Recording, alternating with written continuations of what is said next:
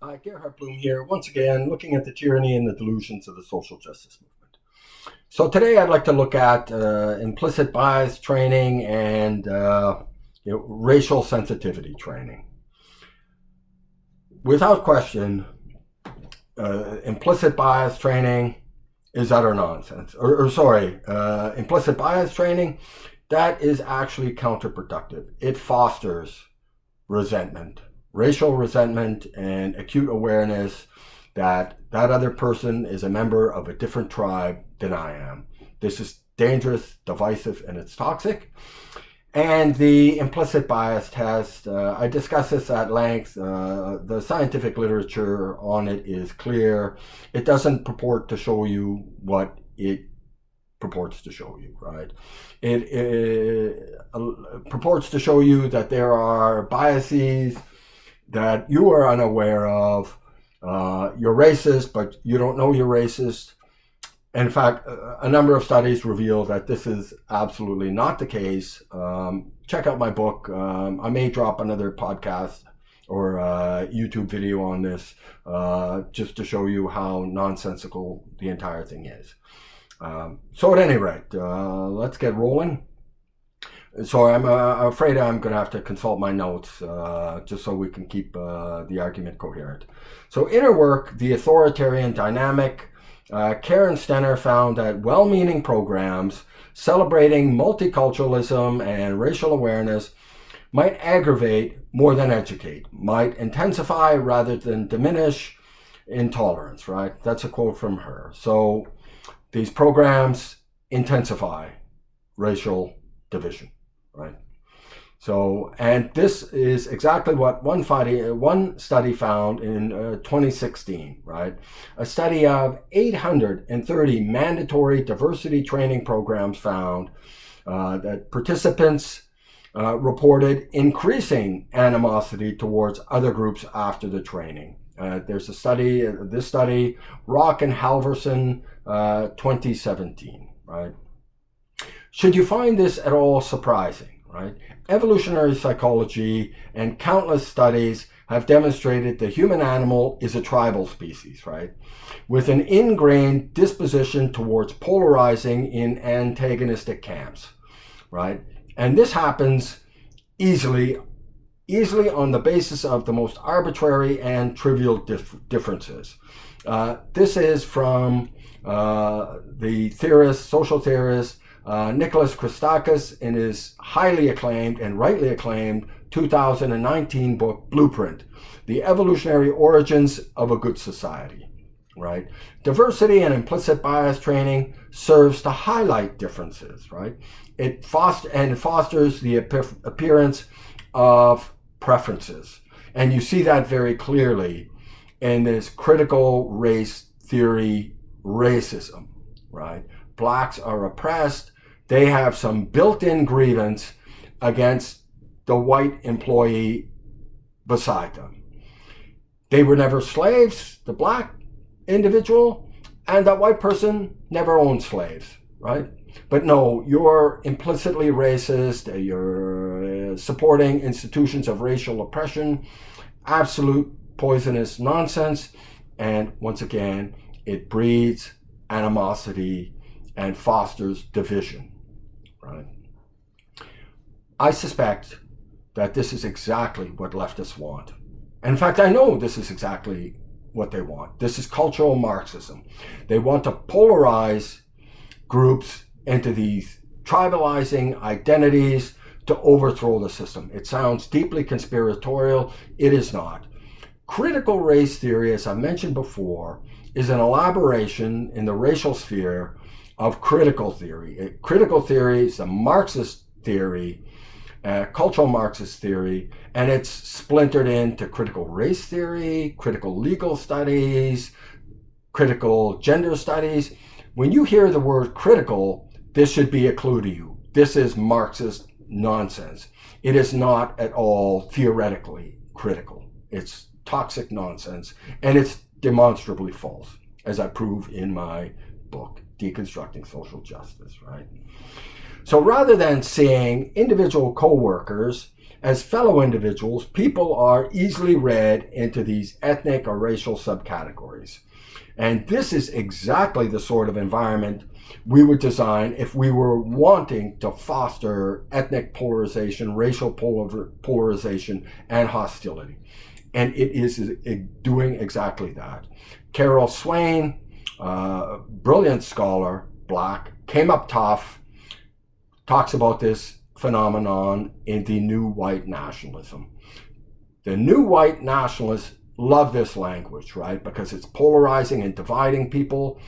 And when you are told as a white that you should be ashamed of your whiteness and apologizing for being who you are, you had no vote in your racial identity. People do not respond to challenges to their identity in that fashion, right? They react. And this is fueling the white nationalist movement, and it's also fueling the black militant movement, the Nation of Islam. So people are becoming racially polarized, and this is a dangerous game to play, and not a game we need to be playing. The way out of this apparent impasse is simply harken back to, our liberal democratic principles. And I don't mean liberal as in these Marxists parading around as though they're liberals. And I have a great deal of concern about where liberalism has gone. But I'm speaking of classical liberalism and the ideals that Martin Luther King espoused, right? He did not demand racial preferences, right? He did not want to be judged as a black man. He wanted to be judged as a human being on the basis of his character. Do you see anything wrong with that? I don't either. But the critical race theorists do, and the white nationalists do. So we need to start judging people once again, evaluating them, assessing them as individuals with autonomy and dignity and the implicit right to respect, not as representatives of some larger group, whether a grievance group or an oppressive group. It's all nonsense. It needs to stop. So in the implicit bias testing, they found that whites associated images of black people with higher levels of violence, right, and weapons. Well, and of course, they're accused of implicit racism, implicit bias, right? Well, what's interesting to note is blacks also had the same reaction, right? They also associated images of black people with higher levels of violence and weapons and the like, right? So trigger warning, for those who need a trigger warning because they're not a responsible adult that can speak honestly and openly about facts. The discussion requires looking at the facts as they are, not as we might wish them to be. So one uncomfortable fact is that young black men in the United States commit homicide at a rate that is almost 10 times the amount committed by whites and Hispanics combined, right? So 13% of the population is black. Of those, we need to immediately exclude little old ladies, little old men, most women, but not all, because there are indeed very violent black women out there, as a number of recent incidents suggest. But when you exclude that, it's the young, angry, young black man. What does that represent of the population? Maybe 4%, perhaps less, right? When you exclude children, little ladies and men, and most women, right? So the angry young black man is a very dangerous individual, right? Very dangerous. And this is drawn from Heather McDonald's work, 2017. She's got a number of excellent books out there, by the way. War on Cops is great. All of her writing is great. Serious statistical analysis.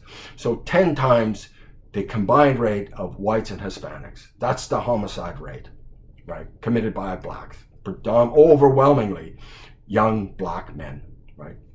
Need I add, angry young black men. And what's fueling this anger is they're constantly being told their failed lives are the product of racism and bias and oppression. No. Their failed lives are the product of deep social dysfunction in the inner city black community. Single parenthood is a major problem. They don't have fathers around, committed fathers, to straighten them out and set them right. And the valorizing gangster lifestyle through this gangster rap music, and just the prevailing environment of violence, right? Another socially uncomfortable fact is that although blacks represent 13% of the population, blacks were charged with 62% of all robberies, right? 57% of all murders, 45% of all assaults, and 75 of the largest U.S. counties in 2009. Heather McDonald, 2017. And also they're overwhelmingly involved in rapes, right? Violent rapes, right? Disproportionately higher involvement in rapes. So rapes, murders, robberies, right? Disproportionate. Oh, the black men, they're over incarcerated. You look at the disproportions.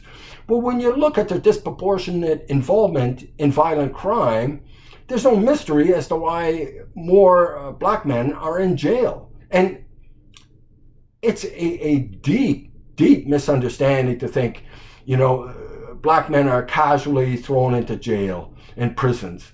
You actually have to work fairly hard to get thrown into prison these days. I think much too hard, right? Much too hard. And the data, by the way, bear that out. As prison sentences were reduced and offenders are not getting charged and confronting severe consequences for their act, violent crime has soared, right? So, and I discuss that at length with plenty of supporting data, right?